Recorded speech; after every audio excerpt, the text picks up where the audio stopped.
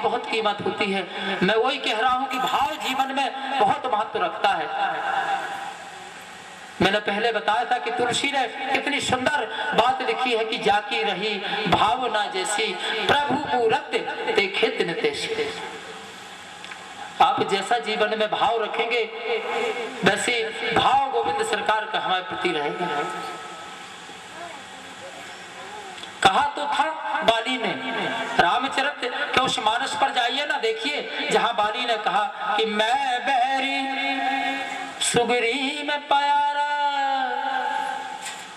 कहले राघवेंद्र सरकार मैं बैरी और सुग्रीव प्यारा, कि मैं बैरी सुग्री में प्यारा ओ कारण कबहू नाथ मुहि मारा।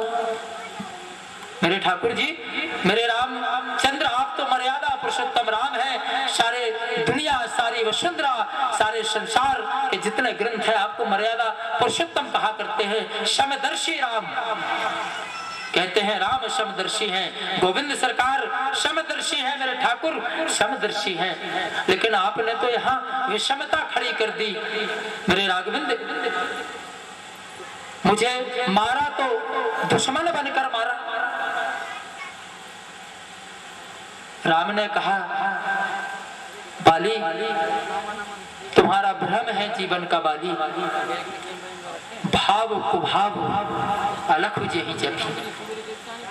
तुमने मुझे जिस भाव से देखा है बाली, उस भाव से ही तो मैंने तुम्हारे साथ व्यवहार किया है। एक बात जरूर कहूंगा इस प्रसंग को पूर्ण करने के पहले कि जीवन में जब भी मांगे गोविंद सरकार से, मेरे ठाकुर से जब भी मांगे उनसे कृपा मत मांगना। मेरे ठाकुर से, कन्हैया से कृपा मत मांगना कभी, उनसे दया मांगना कि हे प्रभु मेरे गोविंद, ऐसी दया इस मानव तन पर करना कि हम जीवन में आपके गुण का स्मरण करते रहें, आपके गुणगान गाते रहें। कृपा मत मांगना कभी, क्योंकि कृपा कठोर हो सकती है। कृपा कठोर हो सकती है लेकिन दया कभी कठोर नहीं हो सकती। पिता कठोर हो सकता है लेकिन माँ कभी कठोर नहीं हो सकती, क्योंकि दया में करुणा है, दया में समर्पण है, दया में स्नेह है, दया में प्रेम है। इसलिए दया कभी कठोर नहीं हो सकती, ममता कभी कठोर नहीं हो सकती, कृपा कठोर हो सकती है। और वही हुआ। दया के भाव से सुग्रीव ने राघवेंद्र सरकार को देखा, दया दया बन गई। और दूसरे भाव से बाली ने राघवेंद्र सरकार को देखा, कृपा कठोर हो गई। लेकिन राघवेंद्र सरकार ने बहुत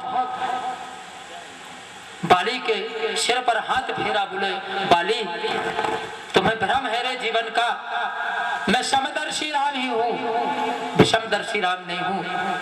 फर्क केवल इतना है कि मैंने दर्शन तो दोनों को दिए हैं,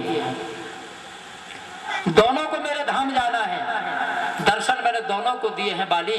फर्क केवल इतना है, अंतर केवल इतना है कि किसी को मैंने दर्शन मित्र बनकर दिए और किसी को दर्शन शत्रु बनकर दिए।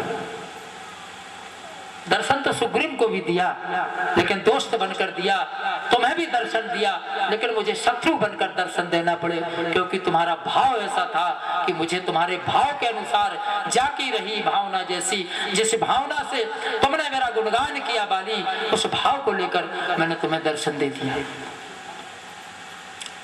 कितनी कृपा इस परिवार के ऊपर मेरे गोविंद सरकार की हुई। और इस परिवार के माध्यम से आज सारा मोहल्ला, यहाँ के धन्य भाग सभी मेरी देवियां माताएं बहनें, जिनको आज ये अवसर मिला है इस भगवत कथा को सुनने का, 7 दिनों तक यहाँ पर बैठकर गोविंद सरकार के गुणगान करने का।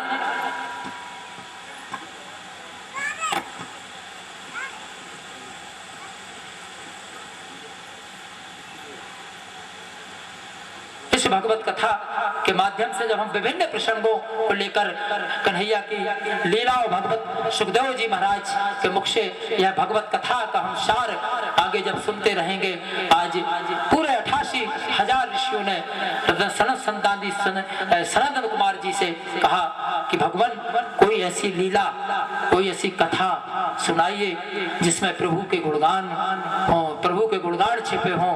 उन्होंने कहा कि कलयुग में अगर ऐसी कथा कोई है तो केवल भगवत कथा है, केवल श्रीमद् भगवत कथा ही ऐसी एक कथा है जिसमें प्रभु की लीलाओं का गुणगान छिपा हुआ है, प्रभु की लीलाओं का दर्शन छिपा हुआ है।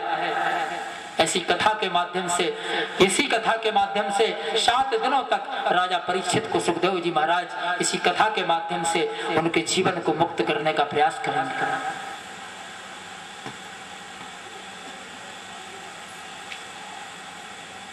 यही वह कथा है जो आपके और हमारे जीवन को इस पार से उस पार ले जाने का प्रयास करे जी। धीरे धीरे नारद जी जा रहे हैं। नारद धीरे धीरे जा रहे हैं। एक पीछे से आवाज आई, भो भो नारद। नारद ने पीछे मुड़ के देखा, बोले आवाज कौन कर रहा है?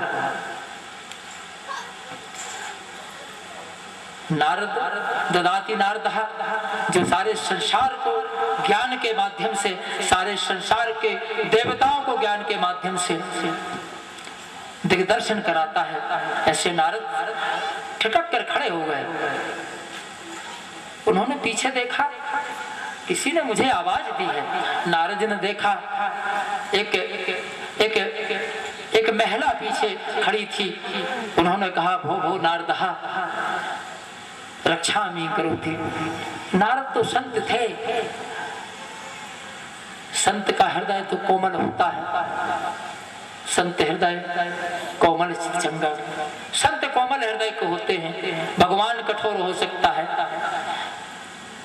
लेकिन संत कठोर नहीं हो सकता है। वो भी मैंने पिछले समय बताया था कि पिता एक बार कठोर हो सकता है लेकिन मेरी माँ कभी कठोर नहीं हो सकती है। संत लौट पड़े, नारद लौट गए। नारद ने प्रणाम किया, बोले माते आपका परिचय? उसने कहा, इस कलयुग में मुझे भक्ति कहते हैं। मैं भक्ति हूँ नारद, और ये जो 2 बालक मेरे पुत्र हैं जो कष्ट के कारण त्राहिमाम कर रहे हैं, करा रहे हैं, ये मेरे 2 पुत्र हैं नारद। एक का नाम ज्ञान है और एक का नाम वैराग्य है। ये दोनों पुत्र मेरे वृद्ध हो चुके हैं। उस माँ का कष्ट क्या हो सकता है नारद, कि माँ जवान है। कलयुग की महिमा देखिए आप, कि माँ जवान है जबकि माँ को वृद्ध होना चाहिए, लेकिन नहीं, माँ जवान है और उसके 2 पुत्र ज्ञान और वैराग्य वृद्ध होकर पड़े हुए हैं, उठने की ताकत नहीं है, करा रहे हैं। नारद ने देखा, बोले भगवान ये हो क्या रहा है? नारद जी पास में गए, थोड़े हिलाए डुलाए, कहला बाई थोड़े पानी के 1-2 किंछा इंछा मारो।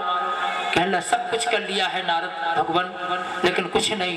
नारद भी गए, उन्होंने भी देखा, बहुत हिलाया, 2-4 बातें भी नारद ने की, लेकिन नहीं, वो अचेत अवस्था में ज्ञान और वैराग्य पड़े हुए थे। नारद ने पूछा, भक्ति लेकिन तुम जवान क्यों हो गई? भक्ति ने कहा, नारद मैं ऐसी जगह गई थी जहां दुनिया के सारी भक्ति, दुनिया के सारे ब्रह्म, दुनिया के सारे भजन और दुनिया के 4 वेद, 6 शास्त्र और 18 पुराणों की रचाएं जहां की रमण रेत में वास करती हैं, मैं वहां गई थी। नारद ने कहा, कहां गई थी? भक्ति ने बहुत सुंदर जवाब दिया 2 पंक्तियों के माध्यम से। भक्ति ने कहा कि गई थी वृंदावन नगरिया। देखिए जवाब, देखिए भक्ति का, कि मैं जवान क्यों हो गई।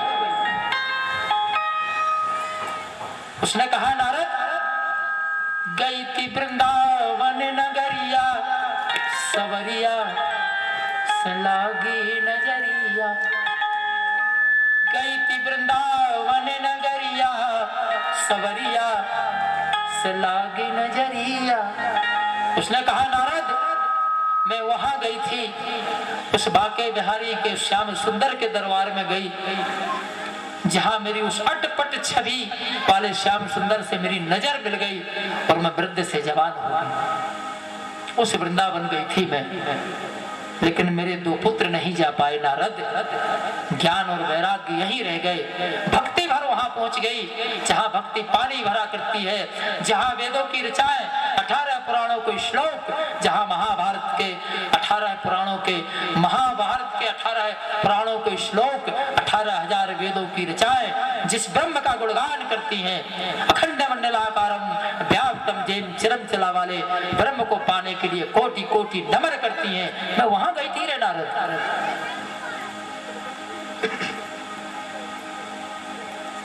नारद ने कहा, मैया मैं क्या मदद कर सकता हूं? भक्ति ने कहा, नारद इन मेरे दो पुत्रों को कुछ कर दो, इनको कुछ तो करो, ये ठीक हो जाए। नारद ने कहा, देखिए प्रयास करता हूं। संत का जब हृदय होता है तो संत का हृदय बड़ा व्याकुल होता है।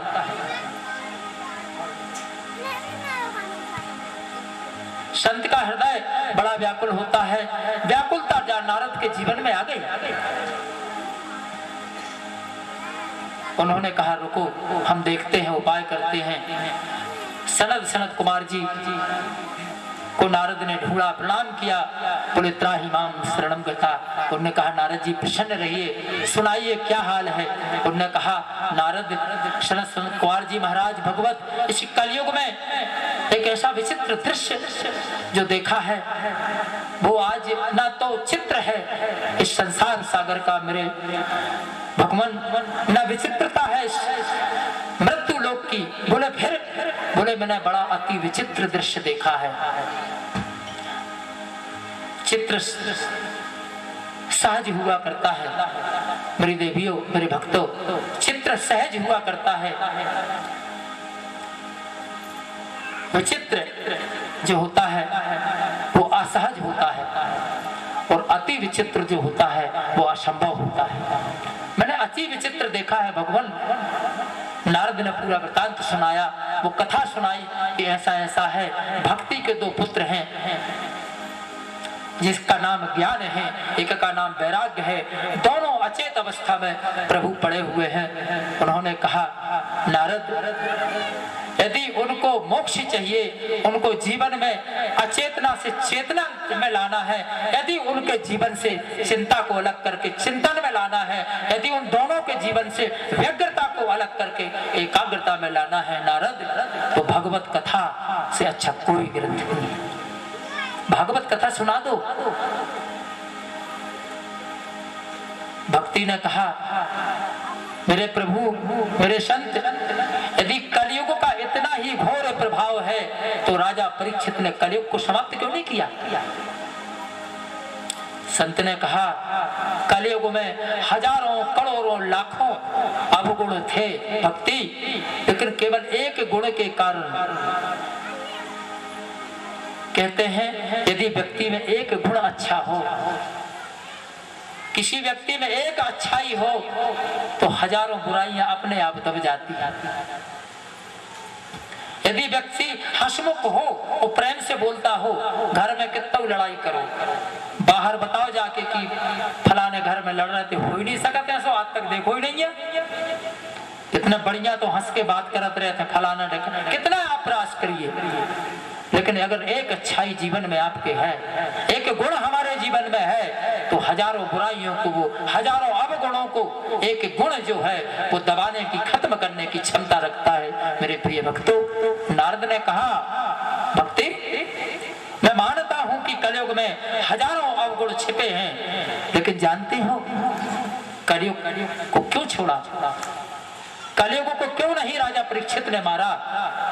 केवल इसलिए कि कलयुग में ही केवल एक ऐसा गुण छिपा है। उन्होंने कहा, कौन सा गुण? आइए एक बार हम उस त्रेता की रामायण में चले, जहां तुलसीदास ने बहुत सुंदर दो चौपाइयों के माध्यम से लिखा है कि कोट कोट मुनि, कोटि कोटि मुनि जतन कराही। कोटि कोटि मुनि लाखों करोड़ों वर्ष जिस अखंड ब्रह्म की तपस्या करते करते बड़े बड़े ऋषि मुनियों का जीवन निकल जाता है। भक्ति कोटि कोटि मुनि जतन कराही, बोले अंत काल प्रभु आवत नाही। बोले जिस ब्रह्म का गुणगान करने के लिए कोटि कोटि वर्षों तक तपस्या ऋषि मुनि करते हैं, भगवान की तो बात ही छोड़िए, भगवान के चरणों की रज को भी प्राप्त नहीं कर पाते हैं, वह गुण कलयुग में है। इसलिए प्रणाम करता हूं, इसलिए कलयुग को मारा नहीं गया सिर्फ एक गुण के कारण कि कलयुग में। लेकिन एक बात जरूर लिखी है तुलसी ने, केवल वह भाव की भावना की कीमत है, आपके भाव की कीमत है। भाव कैसा कि चाकी रही भावना जैसी, ओ प्रभु मूरत देखे तिन तैसी। भाव के साथ कलयुग में एक विशेष प्रभाव है। बोले गुण क्या है कलयुग का? नारद जैसे संत ने कहा भक्ति कलयुग में सबसे बड़ा गुण यही है कि इस युग में त्रेता द्वापर सतयुग में अगर किसी को ब्रह्म का ज्ञान चाहिए, ब्रह्म की अनुभूति तक चाहिए, तो करोड़ों करोड़ों वर्ष तपस्या करने के बाद भी प्राप्त नहीं होती थी। अगर मात्र भजन के माध्यम से, चाहे भाव से हो चाहे कुभाव से हो, लेकिन ठाकुर जी मेरे गोविंद सरकार का एक बार चरणों में अनुराग लगा दीजिए, एक बार उनके चरणार बिंदों में अपने आप को समर्पित कर दीजिए। भजन के माध्यम से भगवान प्रदान हो जाएंगे, भगवान की भक्ति प्रदान इस कलयुग में हो जाएगी, जिस युग में करोड़ों वर्ष तक तपस्या करने के बाद राघवेंद्र सरकार नहीं मिलते, बाके बिहारी नहीं मिलते। वो कलयुग में मात्र प्रभु का नाम लेने से प्राप्त हो जाएगी, इसलिए कलयुग को छोड़ा गया है। सनंदन कुमार जी ने कहा नारद इन्हें भगवत कथा सुनाइए, क्योंकि यह वही ग्रंथ है, यह वही ग्रंथ है जो इस भाव सागर से प्राणी मात्र को तार सकता है। बहुत ही सहज और सरल ग्रंथ है ये, लेकिन इसको भाव से सुने आप। ये मत समझे कि भागवत तो बहुत सुनते रहते हैं, सैकड़ों करोड़ों भागवतें हम और आप सुनते रहते हैं, व्यास गादी के सामने बैठकर, ग्राउंड पे बैठकर, धर्म प्रांगण पे बैठकर भागवतों को सुनते रहते हैं, लेकिन भागवत के कभी एक विराम मात्रा का कभी जीवन में आत्मसात किया है, अनुसरण किया है? लेकिन जुड़ाव जीवन में जब तक हमारे रहेगा नारद, जुड़ाव जीवन में कहीं ना कहीं किसी से जुड़ा हुआ है, तब तो मानव मानव से जुड़ा है, इंसान इंसान से जुड़ा है, कर्म जुड़ा है काम से और धर्म जुड़ा है धाम से। कर्म जो होता है वो काम से जुड़ा होता है। तकिया उठा के फेंक दिया है, हमारा काम था, कर्म बन गया। भैया गिलास में पानी ले आना कर्म है, गोविंद सरकार की आरती कर दी कर्म है, मेरे ठाकुर जी को भोग लगा दिया कर्म ही तो है। तो कर्म जुड़ा है काम से और धर्म जुड़ा है धाम से। धाम जब बनता है जब वहां धर्म स्थापित हो, मंदिर जब बनता है जहां मेरे ठाकुर जी मेरे गोविंद सरकार विराजते हैं। तो कर्म जुड़ा है काम से और धर्म जुड़ा है धाम से। कहीं कुछ तो है साफ साफ, कहीं कुछ है, कहीं कुछ तो है। इसलिए देखो इंसान जुड़ा है इंसान से, इंसान जुड़ा है, हम और आप जुड़े हैं एक दूसरे से, है कुछ उस व्यग्रता में कहीं छुपा है, उस व्यग्रता में एकाग्रता है कहीं, उस विघटन में कहीं संगठन छुपा है, तब तो हम आपसे जुड़े हैं। त्रेता की वह रामायण पढ़ो जो तुलसी ने लिखी, त्रेता की वह रामायण पढ़ो तो सीता जुड़ी है राम से। अगर ब्रह्म से उसकी माया जुड़ी है तो कहीं कुछ है। त्रेता की वह रामायण पढ़ो तो सीता जुड़ी है राम से। और एक बार द्वापर की गीता पे जरूर नजर डालिएगा। इस व्यासपीठ से प्रणाम करता हूं आप सबको कि द्वापर की गीता को तो पढ़ो जहां राधा जुड़ी है अपने श्याम से। कहीं है कुछ इस जीवन में आपको और हमारे। भगवत कथा के माध्यम से ये क्षण हमें मिले हैं जब ब्रह्म और माया जुड़ सकते हैं।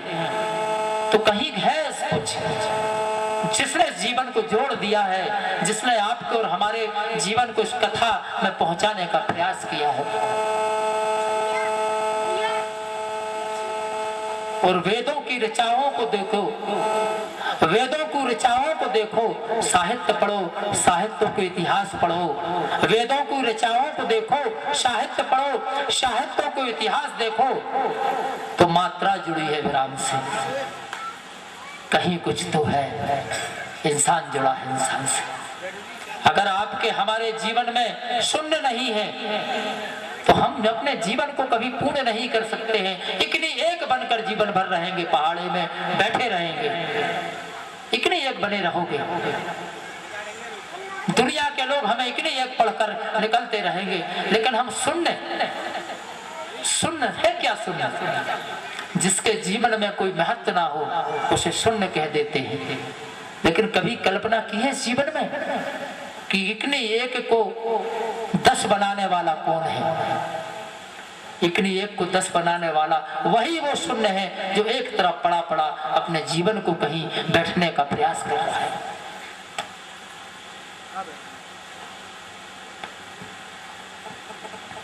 ना में आ की मात्रा भर जोड़ दो, ऊपर की रेप की मात्रा छोड़ दो। मेरी देवियां बैठी हैं, ना की मात्रा छोड़ के ऊपर की रेप की मात्रा छोड़ दो। कोई नारी हाथ खड़ा करके बता दे, मेरी देवियां प्रणाम करता हूं कि अगर ना ऊपर की मात्रा आपकी नहीं है तो आप नारा बनी रह जाएंगी, कभी नारी नहीं बन सकती है जीवन में। कितना महत्व है मात्रा और विराम का। एक छोटी सी मात्रा जीवन की दिशा बदल देती है।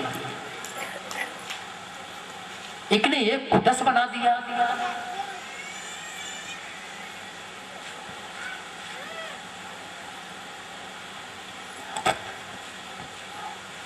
और आसमान को छूती उस बुलंदी इमारत को देखो। आसमान को छूती उस बुलंदी इमारत को जो देखो जिसका नाम जुड़ा है खुदा के दीदार से। मेरे भक्तों, जीवन में बहुत कुछ है, लेकिन कलयुगों को इसीलिए नहीं मारा गया। मात्र एक गुण उसके अंदर था। अरे इससे बड़ा अवगुण क्या हो सकता है जिसने पांडवा वंश को ध्वस्त नष्ट कर दिया हो, जिसने राजा परीक्षित को सप्त दिवस में मृत्यु लोक में पहुंचाने के लिए तक्षक नागे का श्राप दे डाला।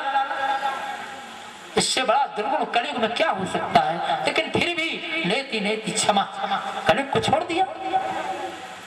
केवल इसलिए छोड़ा, एक गुण था उस कलयुग में कि जो मेरे ठाकुर को, जो मेरे गोविंद सरकार को बहुत प्रेम से अपने हृदय के भाव से भजेगा, उसको गोविंद सरकार इस कलयुग में दर्शन देंगे, कलयुग में अनुभूति देंगे। हे भक्ति, इसलिए कलयुग को छोड़ा। एक संत आपके और हमारे जैसे बैठकर खूब ज्ञान दिया करते थे, सत्संग किया करते थे। एक व्यक्ति, एक भक्त प्रतिदिन उस सत्संग में पहुंचता, खूब कथा सुनता, खूब आनंदित होता। महीनों गुजर गए। एक व्याकुलता जब जीवन में होती है, इंसान के व्याकुलता जब होती है तो व्यग्रता आ जाती है। चिंता जब होती है तो चिंतन आ जाता है जीवन में।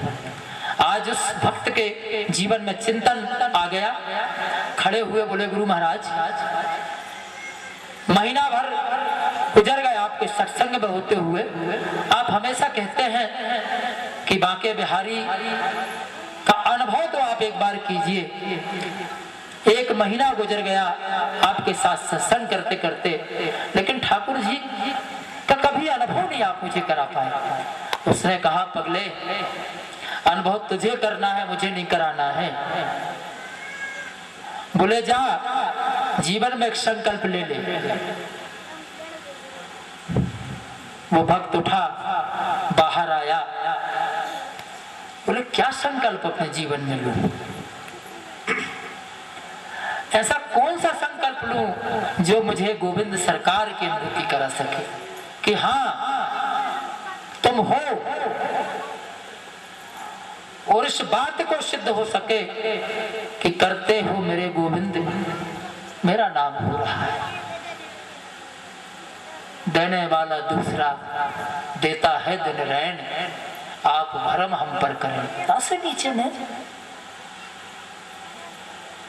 भक्त ने जीवन की चिंता को चिंतन में लगा दिया, अपनी व्यग्रता को एकाग्रता की तरफ मोड़ दिया और जीवन में संकल्प ले लिया कि आज के बाद में कभी भोजन नहीं करूंगा, अन्न ग्रहण नहीं करूंगा। बस संकल्प ले लिया,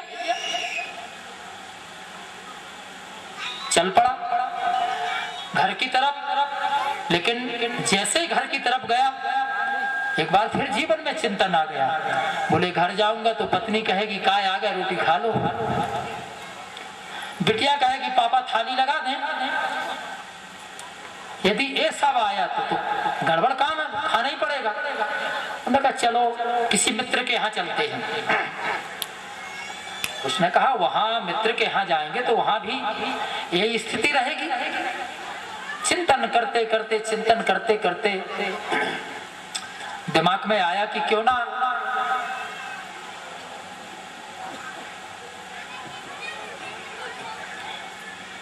जंगल में चलना चाहिए। ना कोई कहने वाला होगा कि भैया भोजन कर लो, भैया पानी पी लो।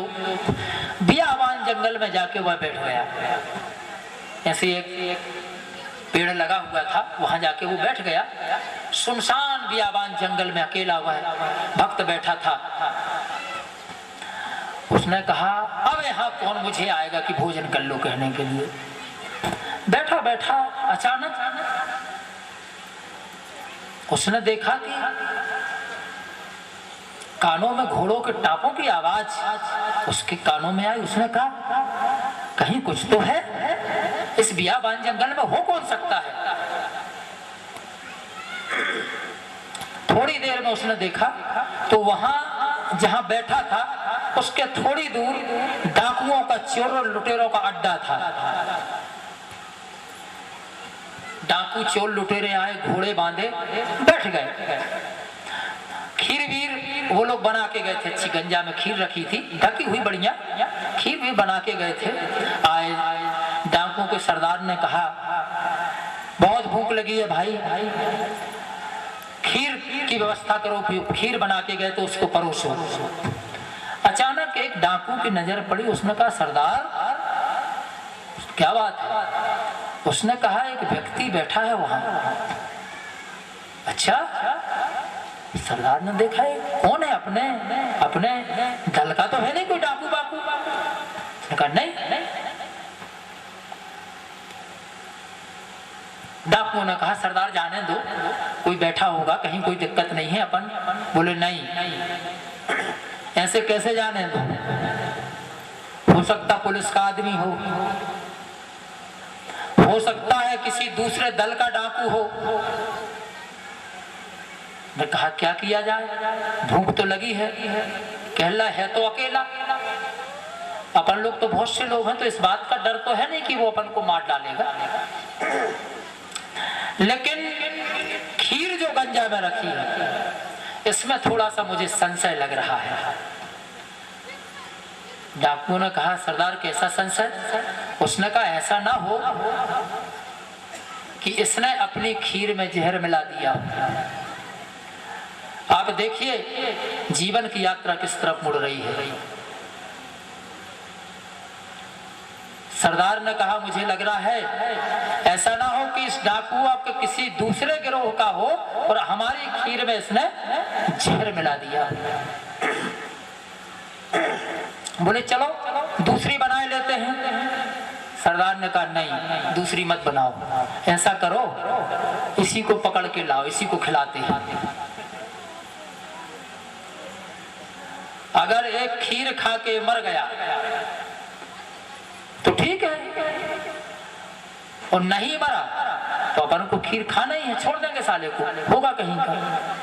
गए, उसको पकड़ा, जबरदस्ती पकड़ के लाए। अब उसने कहा खीर खाओ। उसने कहा मैं खीर नहीं खाऊंगा। क्यों?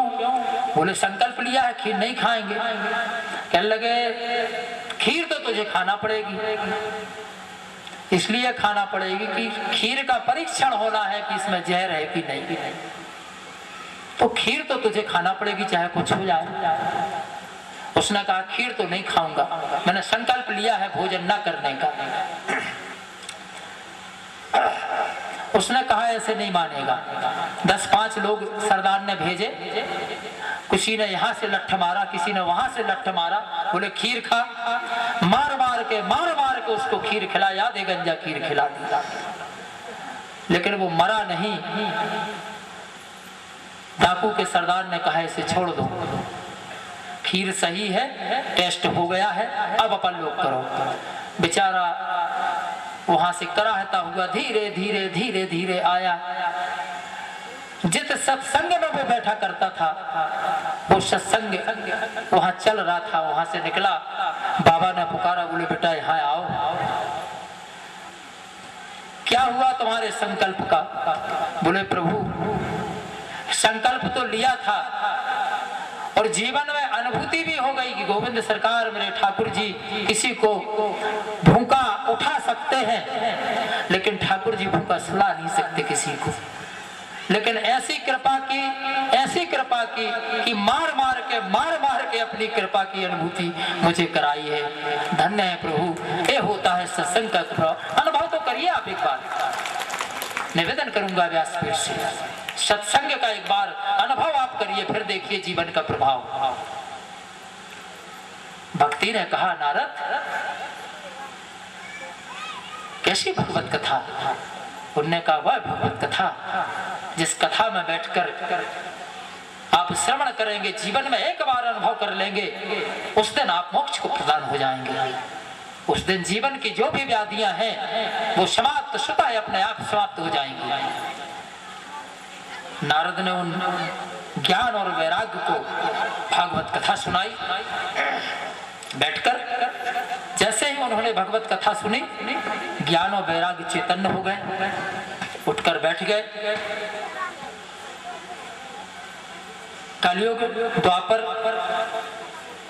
त्रेता, सतयुग सब खत्म हो गया, कलयुग बचा। कलयुग में सारे धर्म के समस्त बंधन खत्म हो गए, केवल एक ही पैर बचा था, वो था दान का पैर बचा था। दान ही कलयुग में सर्वमान्य है। दान के माध्यम से आप जो करेंगे जीवन में आपको वो मिलेगा। इस युग में, इस भूमि में, इस मृत्यु लोक में केवल 3 प्रकार के दानों को महत्व दिया गया है। सबसे पहला, सबसे महत्वपूर्ण दान जो है, जो मनुष्य के यह होने का अनुभव कराता है कि आप जीवन में कुछ हैं, इस मृत्यु लोक में आप कुछ है, वो है कन्यादान।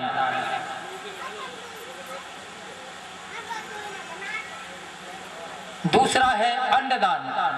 अन्न क्षेत्र इस भारतवर्ष में 2 ही है, अन्य क्षेत्र में बता दूं आपको। एक है उज्जैन, दूसरा है बाबा विश्वनाथ की नगरी काशी। ये 2 अन्य क्षेत्र हैं। दूसरा है अन्नदान। और बोले तीसरा, बोले इस युग में, इस कलयुग में सबसे बड़ा जो तीसरा दान है, बोले वो है पिंडदान। अगर आपने पिंडदान कर दिया अपने पूर्वजों के, उससे बड़ा सत्कर्म आपने कुछ नहीं किया। भगवत कथा के माध्यम से नारद जी ने ज्ञान और वैराग्य को जीवन की चेतना प्रदान कर दी।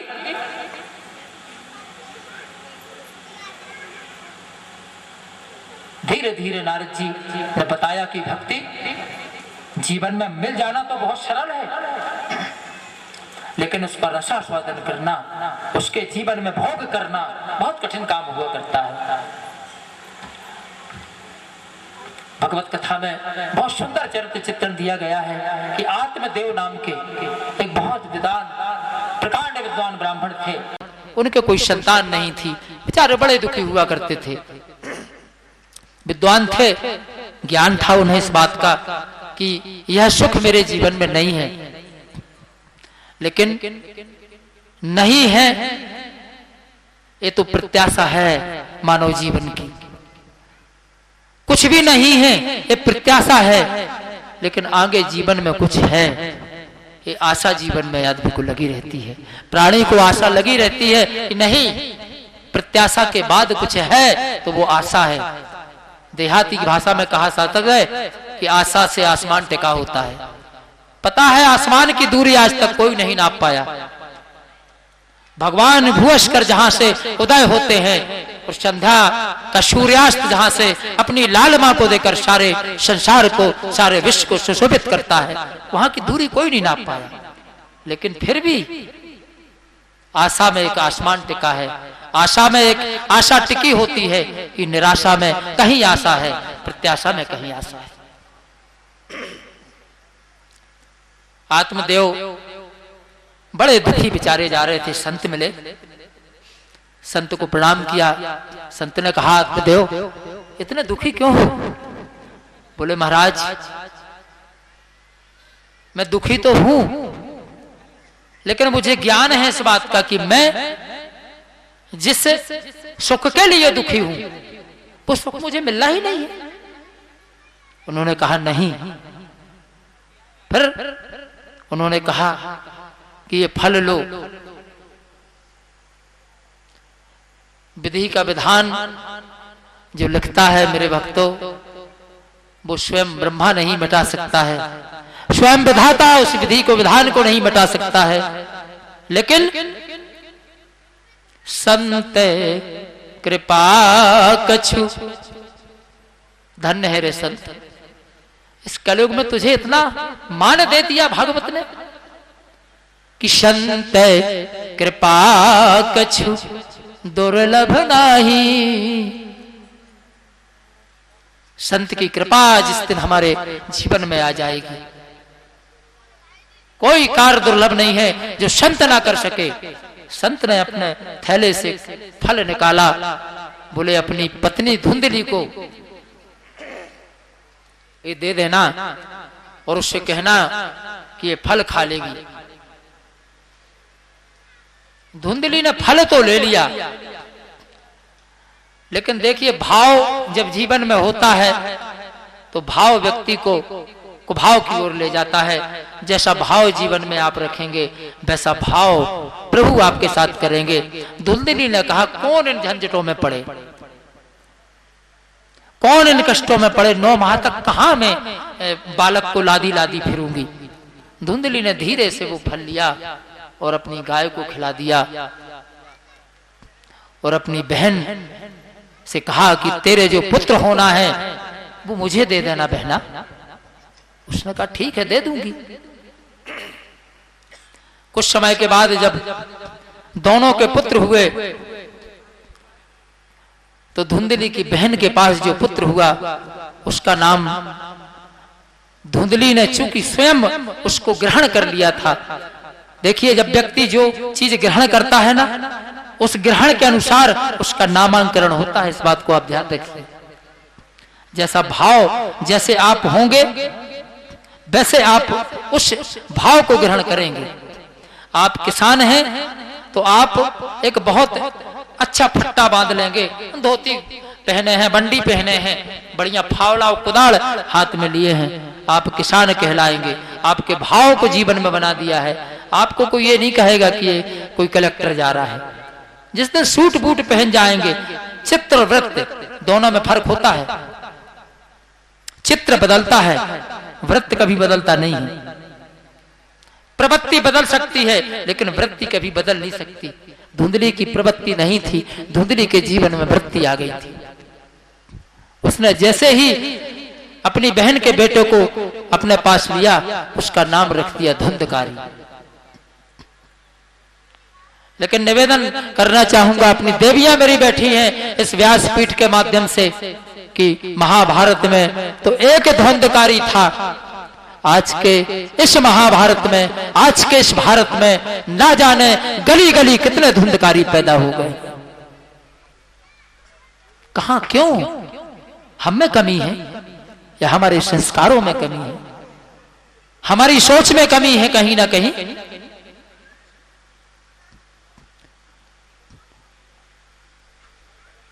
श्रीमद् भगवत कथा के धुंधकारी को उद्धार करने के लिए तो गोकर्ण पैदा हो गया था बेचारा। लेकिन इस भारत की भू वसुंधरा पर कितने दुख और कितना खेत का विषय है कि विदेश की महिलाएं हेलीकॉप्टर और हवाई जहाज चलाती हैं, हमारे भारत की भू वसुंधरा की देवियां यमराज से अपने पति के प्राण वापस ले आती हैं। ऐसी वसुंधरा पर ऐसे ऐसे धुंधकारी पैदा हो गए। इनके उद्धार के लिए ही भगवत कथा इस कलयुग में आई है। भगवत कथा इस कलयुग में आई है कि मुझे कोई अच्छा कहे या बुरा कहे, लेकिन किसी न किसी वक्ता को अपना माध्यम बनाकर व्यास गादी पर बैठकर कोशिश करूंगी, प्रयास करूंगी कि अगर इस समाज में, इस देश में, इस संसार में जो धुंधकारी पैदा हुए हैं, अगर मैं उनको पूर्णतः ना मिटा सकी, अगर उनको धुंधकारी का नाम अगर पूर्णतः नहीं मिटाया, तो कम से कम कोशिश मेरी रहे, कोशिश प्रयास मेरा रहे कि उनके बाहर का, उनके बाद का जो शब्द है कारी मिट जाए। अगर केवल धुंध भर जीवन में बन के रह जाएंगे तो कहीं ना कहीं सुधरने की आशा है। धुंधकारी ने, धुंधली ने नाम धुंधकारी रख दिया, और जो गाय को फल खिलाया था, जो संत ने वो फल दिया था, उससे जो बछड़ा पैदा हुआ, उसका मुख जो था वो मनुष्य का था, बाल बछड़े का था, बाकी शरीर जो है वो मनुष्य का था। उसका नाम रख गया गवकर्ण। धुंधकारी ने अपने स्वभाव के अनुसार माता को कष्ट देना प्रारंभ कर दिया, बड़े बड़े अत्याचार देना प्रारंभ कर दिए। उसने माता को, धुंधली को, अपनी मां को जलती हुई लकड़ियों से मारने लगा, विभिन्न प्रकार की यातनाएं देने लगा, वेश्यावृत्ति करने लगा, वेश्याओं के पास जाकर बैठने लगा। एक दिन वेश्याओं ने कहा कि इसके पास धन बहुत है। उसने दो चाल ने कहा हाँ है, तो उसने कहा चलो इसको खत्म कर दें, इसका धन अपन ले लें। किसी ने कहा, एक ने नहीं, उसको समाप्त नहीं करना है, उसको मारना नहीं है, उसको मत मारो, उसने तो धन अपने यहां रख दिया है। एक वेश्या ने कहा कि नहीं, जो धुंधकारी अपनी मां की ममता को जीवित नहीं रख सका, जो धुंधकारी अपनी मां के प्यार के अपार धन की रक्षा नहीं कर सका, वो धुंधकारी हम वेश्याओं का भी कभी नहीं हो सकता है। इसको जिंदा नहीं रखना, मार डाल। मारकर गाड़ दिया। समय धीरे धीरे बीता, धीरे धीरे बीता। गोकर्ण आए, विद्वान गोकर्ण, जिसने अपने मां का नाम रोशन किया, जिसने गौ से जन्म लेकर इस भारत की भू वसुंधरा को गौरवान्वित किया। उस गोकर्ण ने जब आवाज सुनी अपने भाई धुंधकारी की और उन्हें उपाय पूछा कि तुम्हारे इस भव सागर से पार होने का उपाय क्या है मेरे भाई, तो उसने कहा एक ही उपाय है भैया, मैंने कर्म तो किए हैं, फल तो किए हैं, पाप तो किए हैं, लेकिन अगर मेरे कानों में भगवत कथा रूपी रस यदि मेरे जीवन में, मेरे कानों में पड़ जाए तो मैं इस योनि से मुक्त हो जाऊंगा। ऐसी कथा जो योनियां बदल दे साहब, वाह। ऐसी कथा जो करुणा को ममता में बदल दे, ऐसी कथा जो धुंधकारी के त्याग कर उसके मानव जीवन को परिलक्षित कर दे, ऐसी भगवत कथा जिसने परीक्षित को आवागमन के जीवन से मुक्त करा दिया। पुनरपि मरणम पुनरति जठरम, बार बार आना बार बार जाना, 9 माह मां के पेट में उदर में बैठकर इस संसार में आना, जीवन का क्रम समाप्त कर दिया। ऐसी भगवत कथा।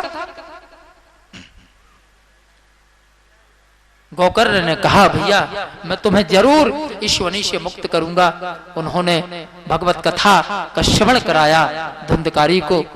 और आज भी आप देखते हैं कि जब कहीं भगवत कथा होती है तो भगवत कथा में जहां व्यास होती है, जहां मंच होता है, वहां एक हरीरा बांस, 7 गांठ का बांस रखा जाता है। उसमें एक नरियल टांगा जाता है। वह नरियल वह है जहां धुंधकारी बैठकर भगवत कथा का रसपान कर रहा है।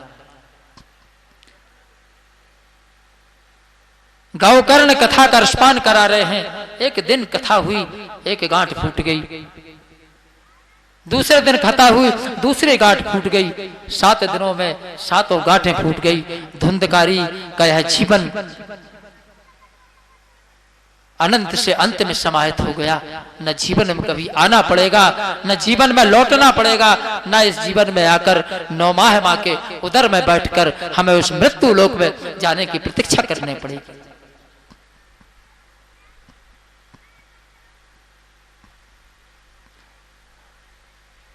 लेकिन ठाकुर जी की कृपा है, गोविंद की कृपा है कि आज हम और आप उनकी कृपा से इस भगवत कथा में बैठे हैं। कुशवाहा परिवार के माध्यम से आज हमने धुंधकारी की कथा, गोकर्ण की कथा और भक्ति ज्ञान वैराग्य की कथा के माध्यम से रसास्वादन किया है। लेकिन इस व्यास पीठ के माध्यम से ये जरूर कहूंगा कि चलिए महाभारत के उस रंगमंच पर जहां से आज द्रौपदी आवाज लगा रही है कि कन्हैया मेरे गोविंद, भूल गए तुम 16,108 पटरानियां बैठकर तुम्हारा केवल मुंह देख रही थी ठाकुर। जब तुम्हारे छिंगरी से रक्त रंजित हो रहा था, इसी द्रौपदी ने अपनी साड़ी के पल्लू को बांधकर तुम्हारी उंगली में बांधा था। गोविंद सरकार, भूल गए तुम?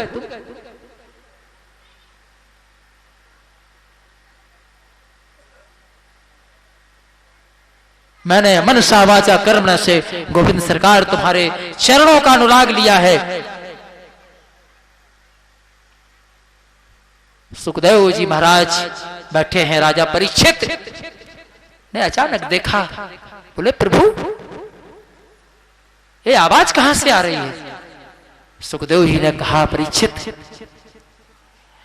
ये आवाज भारत की उस नारी की आ रही है, महाभारत के उस प्रांगण से जहां द्रौपदी के चीर का हरण नहीं होना है, द्रौपदी के वस्त्र का हरण नहीं होना है। परीक्षित उस रंगमंच पर, उस महारंगमंच पर महाभारत के, भारत की नारी की मर्यादा का हरण होना है। आवाज वहां से आ रही है।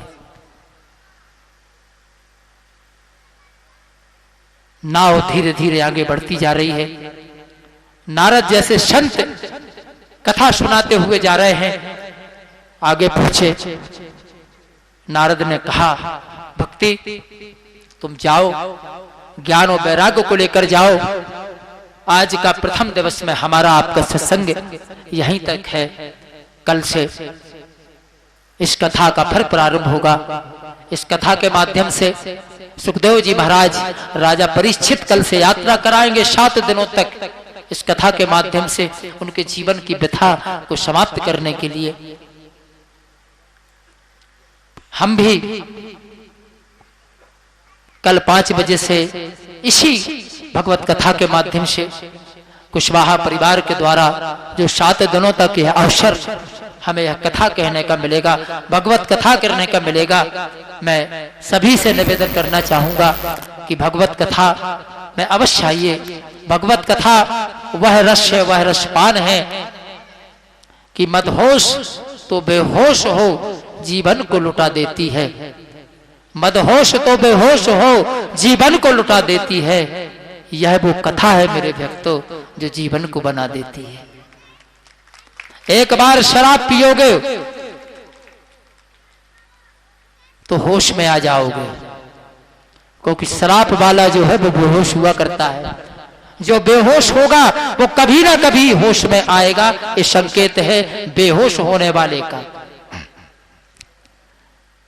लेकिन भगवत कथा में यदि एक बार मदहोश हो गए तो जीवन में कभी होश में नहीं आओगे। भगवत कथा, कृष्ण कथा, गोविंद सरकार के अनुराग में मदहोश जीवन भर रहोगे। मदहोश हो ठाकुर की कथा में, भगवत कथा में।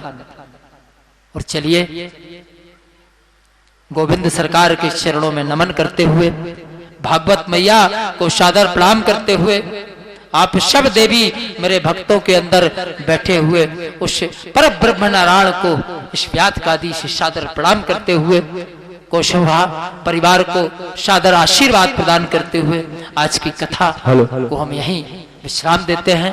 कल इसी समय 5 बजे से फिर हम इस कथा को लेकर, व्यथा को लेकर, राजा परीक्षित की कथा को लेकर, वृतांत को लेकर कोशिश होगी। कल फिर हम आपके समक्ष बैठेंगे और अपनी वाणी के माध्यम से जो कृपा भगवत मैया हम पर करेंगी वह हम आप तक पहुंचाने का प्रयास करेंगे। आज की कथा को, आज की वाणी को यही हम विराम देते हैं। बोलिए वृंदावन वाके बिहारी लाल की जय, बोलिए गोविंद सरकार की जय। 2 पंक्तियों का भजन होगा, उसके बाद कथा को विश्राम होगा, आरती होगी। भजन को मैंने बताया कि भजन को जीवन में आनंदित होकर करने का प्रयास करें, भजन को आंख मिद करें। 2 मिनट का भजन हुआ करता है। एक झलक जीवन में लाएं कि हम ठाकुर के चरणों के सामने बैठे हैं और उनका गुणगान कर रहे हैं, उनका भजन कर रहे हैं। 2 पंक्तियों का है। कृष्ण राधे की जय, राधे कृष्णा की जय, कृष्ण राधे की जय, राधे कृष्णा की जय, बंसी वाले कन्हैया की जय जय जय। कृष्ण राधे की जय, राधे कृष्णा की जय, राधे की जय, राधे कृष्णा की जय, बंसी वाले कन्हैया की जय जय जय, बंसी वाले कन्हैया की जय जय जय, बंसी वाले कन्हैया की जय जय जय।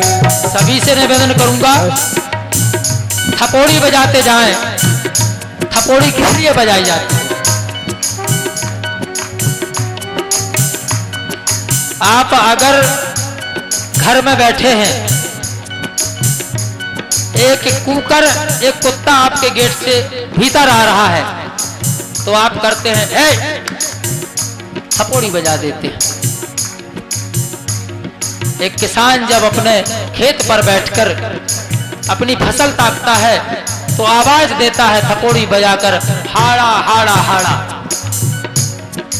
ताकि वो पक्षी जो खेत में बीज लगा है उस बीज को आके खा ना ले।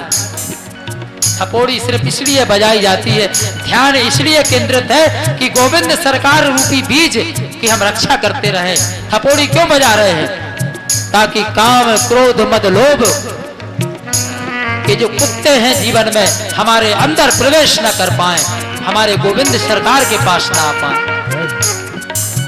हो मोरे बाके बिहारी की जय जय जय, हो मोरे बाके बिहारी की जय जय जय। कृष्ण राधे की जय, राधे कृष्णा की जय, कृष्ण राधे की जय, राधे कृष्णा की जय।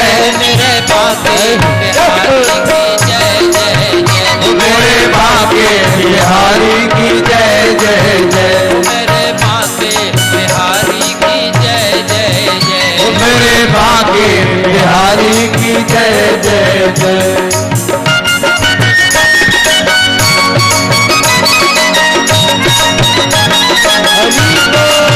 जय हो।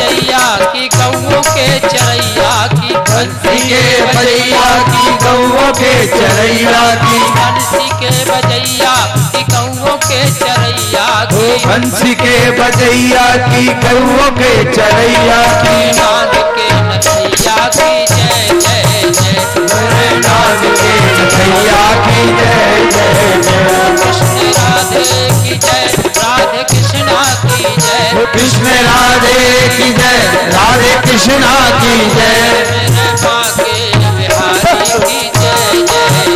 मेरे बाके बिहारी की जय जय जय, मेरे बाके बिहारी की जय जय जय, कृष्ण राधे की जय, राधे कृष्णा की जय, कृष्ण राधे की जय, राधे कृष्णा की जय, बंसी वाले कन्हैया की जय जय जय, बंसी वाले कन्हैया की जय जय जय, मेरे बाके बिहारी की जय जय जय, मेरे बाके बिहारी की जय जय जय, सबके बाके बिहारी की जय जय जय, सबके बाके बिहारी की जय जय जय, कृष्ण राधे की जय, राधे कृष्णा की जय, कृष्ण राधे की जय, राधे कृष्णा की जय, मेरे बाके बिहारी की जय जय जय, मेरे बाके बिहारी की जय जय जय, की जय, आज के आनंद की जय जय जय श्री राधे। सभी से प्रार्थना है कि अब में रंग ले मेरे यार सावरे, अपने ही रंग में रंग ले मेरे यार सावरे, सावरे मेरे यार सावरे, अपने ही रंग में रंग ले। नाम तू अपना लिख दे कन्हैया मेरे सारे बदन, मुझे अपना बना के देखो, मुझे अपना बना के देखो, एक बार सावरे मेरे जो नाही रंगे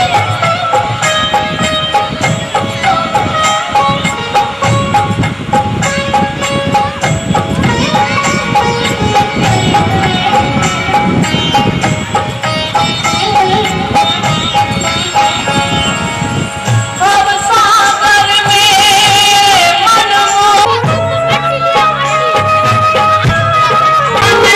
माझी मन जीवन नैया ले जा उस पार नैया ले सावरे, दिलदार सावरे,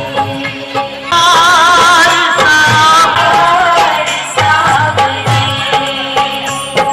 कन्हैया रैन चढ़ी रसूल की, तूने जिसकी चुनरी की रंगाई, तो मेरा जो मन गिरती रंग में रंग ले, एक ही रंग में रंग ले। मुझे मार डालेगी या जीना सिखाएगी, पे चढ़ाएगी रंग तेरे प्यार का ये मुझ पे चढ़ा, अपने ही रंग में रंग ले मेरे यार सावरे।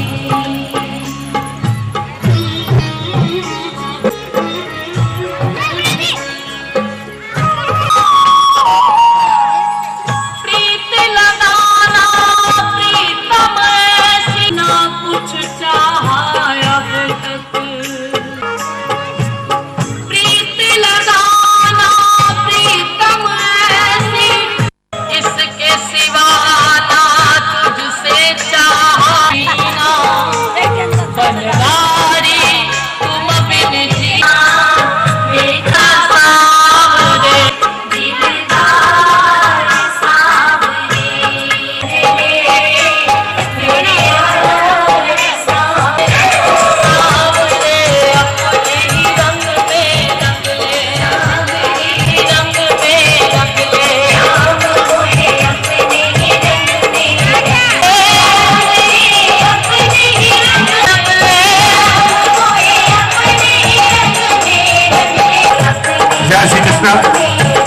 श्री कृष्ण।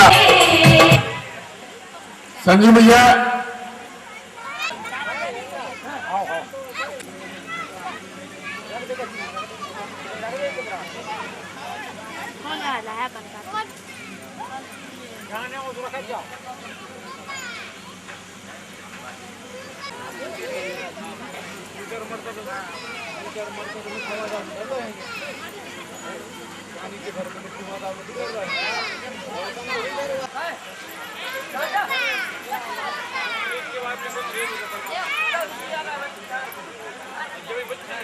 शिव का निर्माण इस धर्म प्रांगण में हो रहा है।